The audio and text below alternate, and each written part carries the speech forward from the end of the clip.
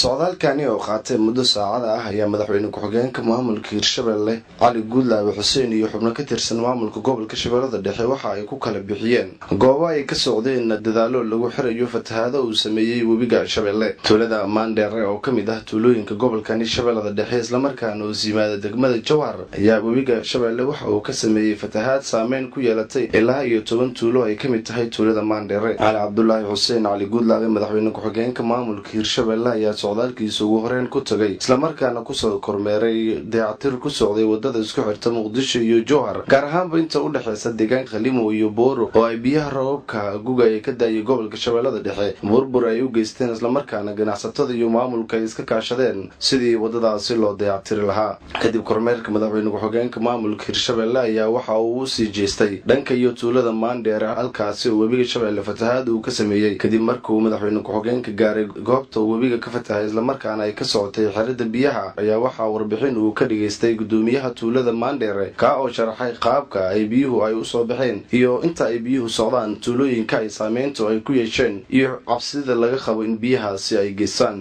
beerahayna daladkii silaaxii dhammaan Mandheere xisaab karay waxa ATL-kiis ma tuulada kale ATL-ko xisaab kari Mandheere hadii ahay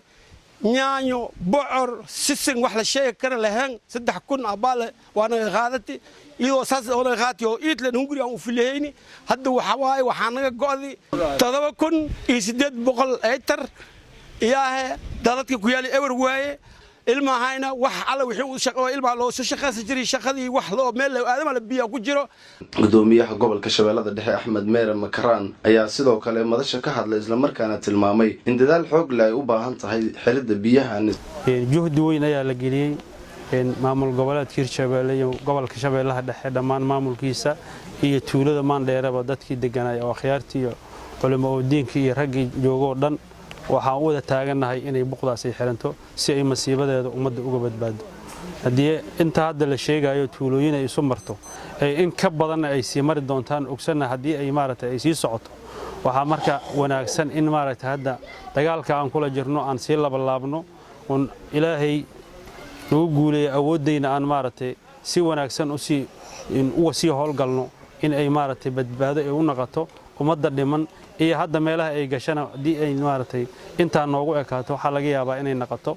wax yar oo markaas maaragtay in bixi karo. ugu dambeyn Cali Cabdullaahi Xuseen Cali Guudlaawe madaxweyne ku-xigeenka maamulka Hirshabelle ayaa madasha ka hadlay sheegayna in shacabku haatan ay u baahan yihiin in la garab joogsado. tuulada Mandheere buq aad u xoog badan ayaa ka baxday bariyahan bal lagu howlanay sidii loo xiri lahaay waxay isu martay ilaa 12 tuulo dadkan jiinka degsidaad ogtihiin noloshooda waxay ku tiirsan tahay beeraha waxa baabay dalagii waxayna isu socodkoodii kala go'ay dadkina noloshoodu waxay ku tiirsanee tacab xaqiiqdii marka waxa dareemaysaa culeyska haysto ummadaan Ilaahay ka soo gaaran leenahay sidaan wada ognahay waxaad indhiina ku arkayseen dhibaatada ka taagan magaalada Beledweyne oo ummadda ku nooleed guud ahaan ay banaanka tuuran tahay waxaan leenahay inta ku dhimatay Ilaahay u naxariisto